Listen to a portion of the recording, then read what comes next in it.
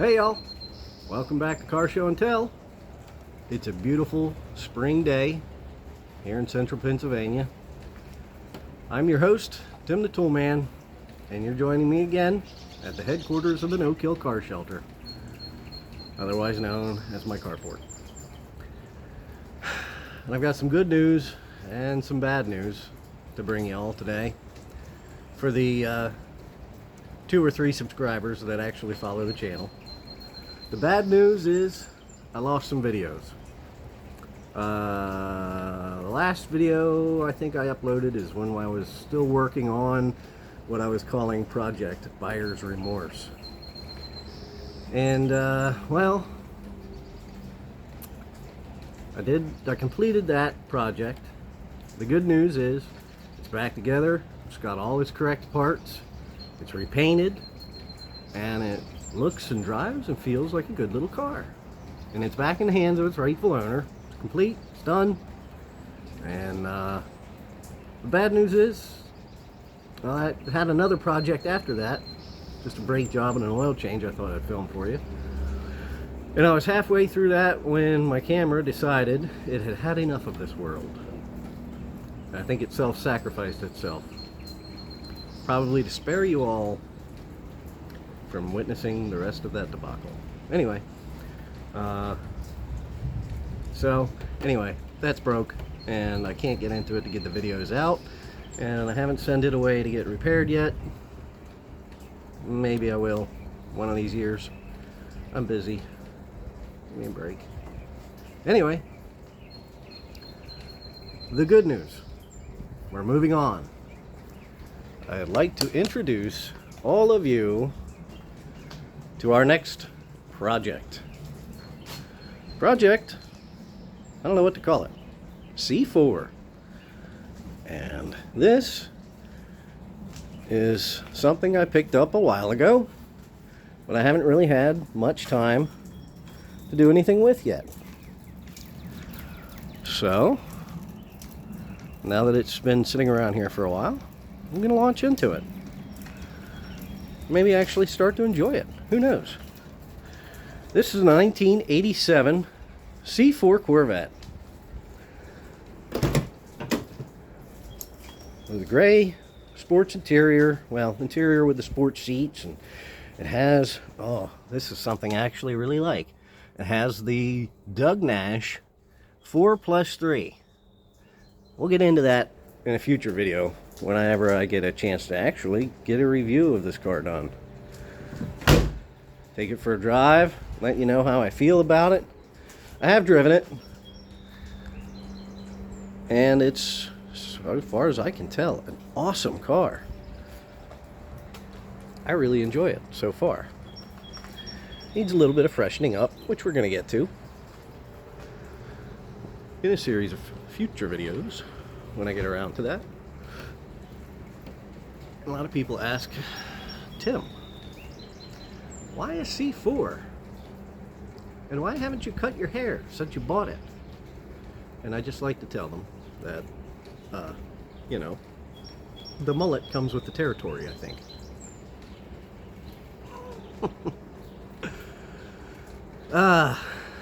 And I have to tell you guys, my girlfriend was a bit upset with me when I brought this car home. Because if you couldn't tell by the background, I'm still in the middle of the rebuild and remodel of my kitchen. It's going very slowly because I can't make up my mind what I want to do. Anyway, plans keep changing, things keep evolving, it's going slowly. But she was kind of mad. She was like, Tim, why did you buy that? Why would you waste the money on that? You could have used that money for your kitchen or bathroom remodel or something. Could have paid it down on your house. And I said to her that is exactly why I bought that car. Because there's always a reason not to. Because if it wasn't for the kitchen, then it would be the bathroom next, or the basement, or maybe I want to remodel the master bedroom, or open the dormer up and make bigger closets. There's always something. There's always a reason not to go and buy a fun car or a motorcycle, or whatever kind of a dream or goal that you've set for yourself that's maybe not quite aligned with, I don't know, the responsible thing to do. She's always said for a while that she wants to own a motorcycle. She never has. And I keep telling her, there's always a reason not to. Just go and do it. If you can. Maybe you have the money, maybe you have the time, but you've got a project going on. Whatever. Just do it. Then you can cross it off your bucket list. You can say, I've already done it. Because there's very few fun cars or hobby cars that you can reliably daily drive, especially in the Northeast in the wintertime. Up here, at least, everybody wants to have, something all-wheel drive or front-wheel drive, or something that gets good traction, does well in the snow, something that can get them back and forth to work. You can't particularly daily drive like an FRS or a Camaro or a Corvette or a Mustang or something like that in the wintertime. Nobody wants to be tooling around in the middle of a snowstorm in a Mustang GT. It's sort of like Hitler invading Russia in World War II. When the snow starts to fall, the fun comes to a stop. That's the best way I can put it. So, I have a few other theories why I bought a C4. Theory number 2, it's also my favorite explosive. If somebody told me, Tim, you can only have one explosive for the rest of your life to play with, which one would you pick? And begrudgingly, I would have to probably pick C4, because it's compact. It's very powerful. Anyway, no, I'm joking. Tannerate's fun too. Anyway, why a C4? Well, I'll actually tell you the reason why, and the reason is money. That's the reason.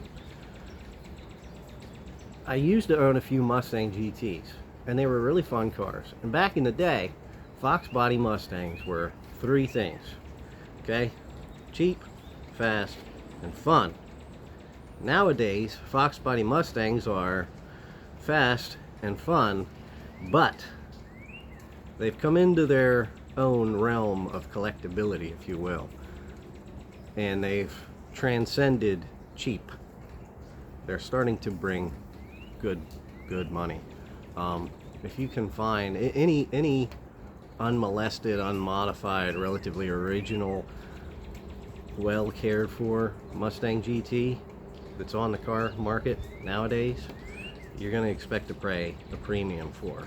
Okay, $15,000 to $20,000 for I would say around 15 for a GT or an LX with an automatic, somewhere in the 20 range for a GT or an LX with a stick shift. So they seem to bring a premium. Convertibles seem to bring a little less. T-top cars seem to bring a little more,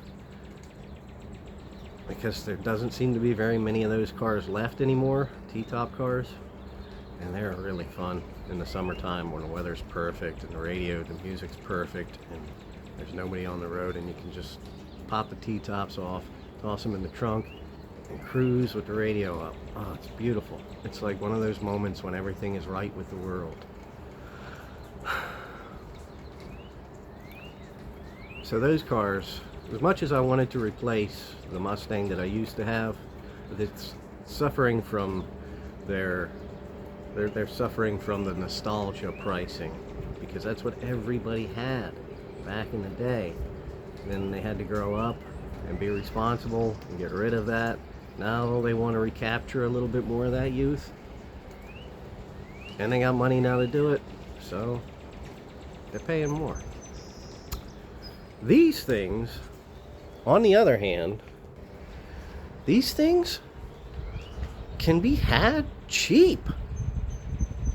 This car, this is why I selected this car. I'll tell you why. A, the paint was very nice.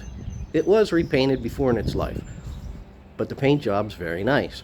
The tires, when I inspected the tires, they were only a few years old. They had good tread on it. The car itself had only covered 37,000 miles in its lifetime. And I know it's only 37,000 miles because this has a 6-digit odometer. It has a place for the 100,000 mile mark, which was still at 0. Now, yes, it could have been rolled back. Who knows? Maybe it was. Maybe it wasn't. But the paperwork aligned with what the speedometer said, so I had to take them at their word. And really, it doesn't show very much wear at all. So I'm inclined to believe that that's the original mileage. It was already tinted, which I like. It had the glass roof, which I like. It had the color that I like. And, it has these turbofan wheels. And I don't know about you guys, but I have an unhealthy obsession with turbofan wheels. I just think they're the coolest style of wheel that ever was. Mag 500s are a pretty close second. But these turbofan wheels are just the way that these look. And it has the L98 under the hood. 87, I think, was the first year for aluminum heads. I may be wrong. It might have been a running change in 86, but hey. L98, 350, aluminum heads. I think it was 245 horsepower and around 300 pound-feet of torque. Very torquey, low-end torque. It gets up and moves out without any problem. It cruises beautifully. It feels like it's well planted. It handles incredibly. I just have a ton of fun cruising this car around, especially with this Targa roof off on those awesome spring and summer days and fall days. It's just a beautiful feeling. Throw one of the kids in the car, go for a cruise, just for something to do. And who can complain about that? Beautifully, beautifully styled car. And I don't know if you know much about the C4. The C4 was really one of the first clean sheet redesigns of the Corvette in its history. The engineers wanted a halo car, showcase General Motors engineering muscle. And that was what they came up with, this new generation of Corvette. We'll get into this later. The instrument cluster is phenomenal. I love it. It's all digital display. It's a completely digital readout. There's no analog gauges on it, except for the odometer. But it's really futuristic looking. I'm sure it was very futuristic looking back then. But it just has that wonderful 80s high-tech feel. Like that was just state-of-the-art technology in the early 80s. And I just get a real kick out of seeing all of the switches, because you can change between different settings and gauge functions with the switch panel that's on the dashboard. It just really has like this interesting retro futuristic feel to it. So I just get a real kick out of it. And it gets compliments quite often. People tell me, how beautiful the car is. And the C4 they really did incredible things. Over the last generation of Corvette, with coefficient of drag, they brought that down, they brought overall friction down, they brought efficiency up, and they were able to get a car that way outperformed the previous generation. And it initially utilized the exact same engine as the previous generation. The Crossfire injected 350 was the first V8 you could get in these in 1984 with an automatic. The manuals came later. I think it was a running change later in 84 that you could start getting the manual transmission. And the Doug Nash transmission, I think it was the best they could do at the time without having a proper 6-speed for the car.